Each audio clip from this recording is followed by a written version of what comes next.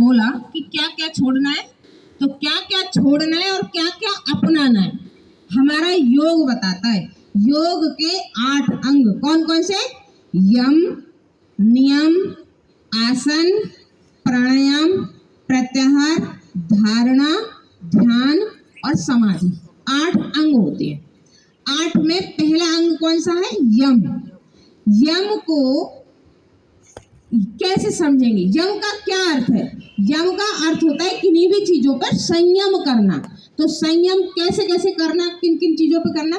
सत्य, अहिंसा, अस्तेय, अपरिग्रह और ब्रह्मचर्य, इन पर संयम करना। संयम कैसे करना? सत्य, झूठ मत बोलो, तो ये संयम हो गया, सत्य पे संयम हो गया। अब छोटी छोटी बातों पे हमारे से झूठ निकल जाता है, छोटी छोटी बातों पे। आज क्यों नहीं आई थी तुम योगा में? अरे ये हो गया। उतनी सी बात के लिए ही झूठ नहीं बोलना। झूठ कब बोलना है? जब किसी का बहुत ज्यादा फायदा हो रहा हो, किसी का बहुत ज्यादा भला हो रहा हो, वहां झूठ बोल दो, तो वहां झूठ सत्य का काम करता है। तो मन में भी, मन, वचन और कर्म, बीना जी ने बोला लोभ, मोह, काम, क्रोध, मन, वचन, कर्म से सत्य को बोलो, झूठ को नहीं। मनसा वाचा कर्म। फिर कौन सा आता है? अहिंसा।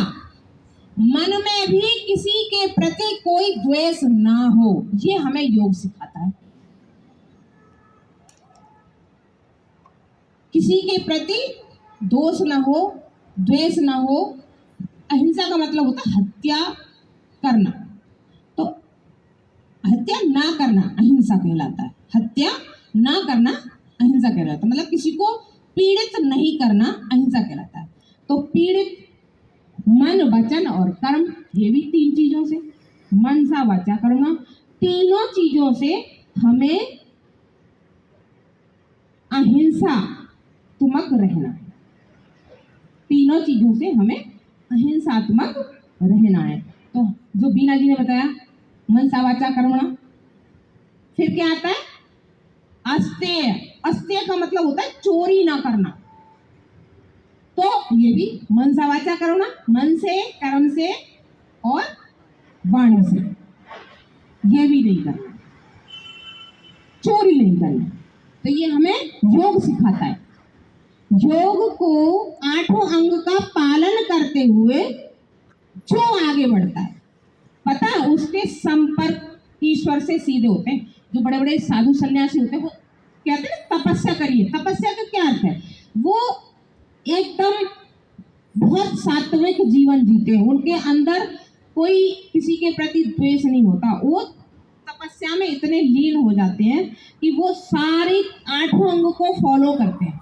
8 अंग को फॉलो करते हुए, 8 अंग का पालन करते हुए जो आगे बढ़ता है, ईश्वर उनको स्वयं प्रेरणा देता है। उसके अंदर ईश्वर की वास होता है। तो जिसके अंदर ईश्वर का वास हो जाता है, वो जो वाणी से बोलता है वो सच में जमीन पर होता है। ये होती है योग की ताकत। तो आपको अपरिग्रह बहुत काम आएगा। आपके अपरिग्रह क्या है?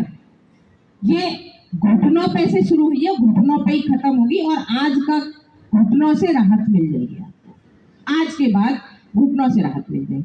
अपरिग्रह का अर्थ होता है हम 3-3 एसी चलाते हैं एक ही घर में, है ना, और हम दूसरे का ख्याल नहीं रखते। बस इतनी सुविधा में युक्त हो जाते हैं कि हमें दूसरे का ख्याल रहता ही नहीं है। बिजली कटौती होती है गांव की साइड, आपको तो पूरा आ रहा है, लेकिन इतनी बिजली अभी भी नहीं बन रही है। 4 घंटे की कटौती अभी भी गांव में हो रही है। तो हम जितना कम से कम यूज कर सकते हैं वो दूसरों के लिए चली जाती है। त्याग, अपरिग्रह, मतलब जितनी जरूरत है हम उतना ही संचय करें। ये धन से भी है, हमें जितनी जरूरत है हम उतना ही धन संग्रह करें, उससे ज्यादा ना करें। जीवन आज खत्म हो जाए सब नहीं रखा रह जाता है कि नहीं है?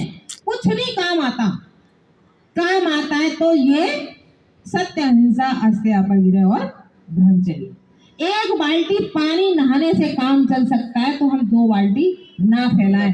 आने वाले समय में पानी बिकेगा अगर ऐसी स्थिति रही। बहुत सारे लोग पानी ले लेते हैं ना, पाइप उसका सड़क पे खूब बहाते, और बच्चों को पढ़ाया जा रहा है तो बच्चे कहते हैं माँ से, मम्मी मेरे बच्चों को पानी नहीं छोड़ोगी क्या? मेरे सामने ही कहता है।